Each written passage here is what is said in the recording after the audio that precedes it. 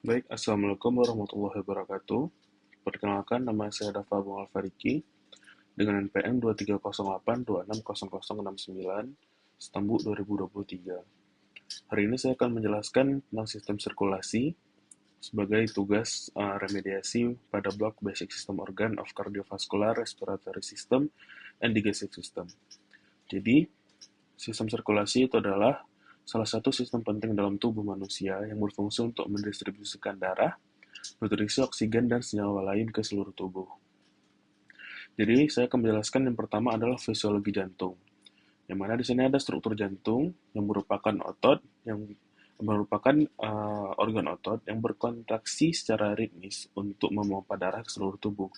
Dan untuk organ jantung ini ada 4 bagian. Yang pertama terdiri dari 2 atrium, kiri dan kanan, dan ventrikel, kiri dan kanan. Kemudian ada siklus jantung. Proses kontraksi dan relaksasi jantung membentuk siklus jantung yang terdiri dari sistol atau kontraksi dan diastol atau relaksasi. Selama sistol, ventrikel memompa darah dari dalam ventrikel ke arteri, sedangkan selama diastol, jantung akan mengisi ulang dengan darah dari atrium. Kemudian ada konduksi listrik. Jantung memiliki sistem konduksi listrik internal yang mengatur irama dan koordinasi kontraksi otot jantung.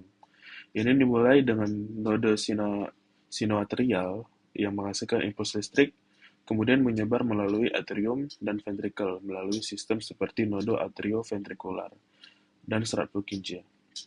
Kemudian saya akan menjelaskan tentang pembuluh darah yang terbagi 3. Yang pertama itu ada arteri, pembuluh darah yang membawa darah dari jantung ke jaringan tubuh atau ke seluruh tubuh, dan memiliki dinding tebal dan elastis untuk menahan tekanan darah yang tinggi yang dihasilkan saat berkontraksi.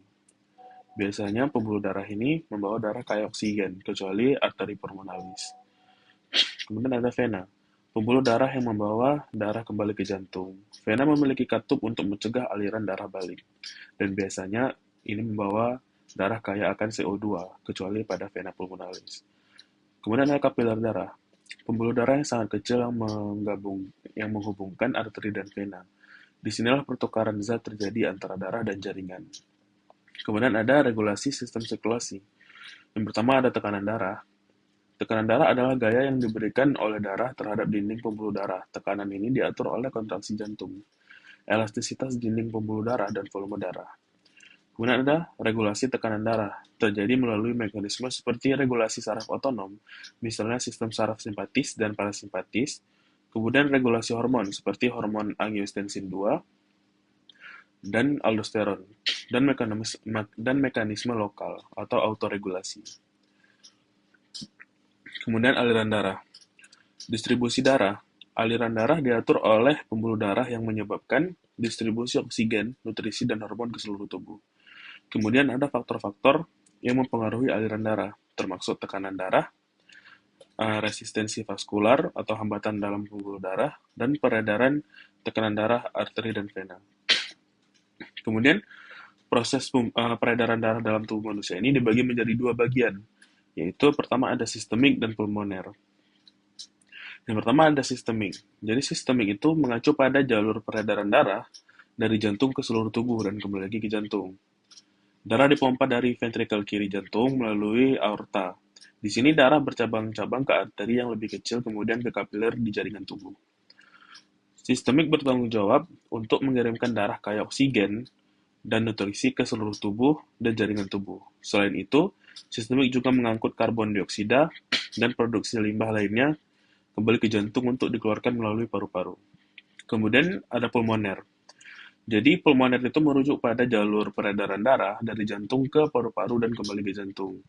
Darah dari ventrikel kanan jantung dipompa ke arteri pulmonalis yang membawa darah ke paru-paru.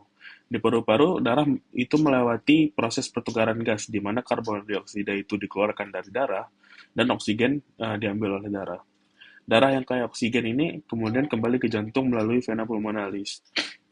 Kemudian pulmoner ini memastikan bahwa darah yang dikirim ke seluruh tubuh sudah mengalami pertukaran gas yang diperlukan paru-paru. Ini penting untuk memastikan bahwa sel-sel tubuh mendapatkan oksigen yang cukup untuk dan menghilangkan karbon dioksida sebagai produk samping metabolisme. Kemudian sistem peredaran darah dalam tubuh manusia itu memiliki beberapa fungsi utama yang sangat penting untuk memastikan berbagai proses fisiologis dan menjaga keseimbangan tubuh. Yang pertama itu adalah peredaran gas, yaitu gas oksigen dan karbon dioksida, kemudian pengangkutan nutrisi, transportasi hormon, dan pengangkutan sistem kekebalan tubuh. Kemudian juga satu lagi ada pengaturan suhu tubuh atau termoregulasi.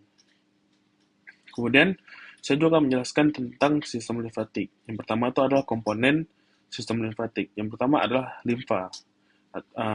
Limfa ini adalah cairan transparan yang mirip dengan plasma darah, tetapi tanpa protein darah. Limfa terbentuk dari plasma darah yang keluar dari kapiler darah ke ruang-ruang sel. Kemudian ada pembuluh limfa, organ limfa. Yang pertama itu ada limfonodi, atau dia organ yang bentuknya itu bulat-bulat kecil, yang terletak di sepanjang jalur pembuluh limfa. Kemudian ada tonsil yang terletak di tenggorokan, kemudian timus. Kemudian ada juga fungsi sistem limfatik. Yang pertama itu adalah perlindungan dari infeksi, kemudian penyaringan dan detoksifikasi, absorpsi dan transportasi lemak, keseimbangan cairan, dan absorpsi nutrien. Baik, itu saja mungkin yang saya bisa sampaikan. Untuk referensi sudah saya cantumkan di bawah. Apabila ada kekurangan dan kesalahan, saya mohon maaf. Itu saja. Assalamualaikum warahmatullahi wabarakatuh.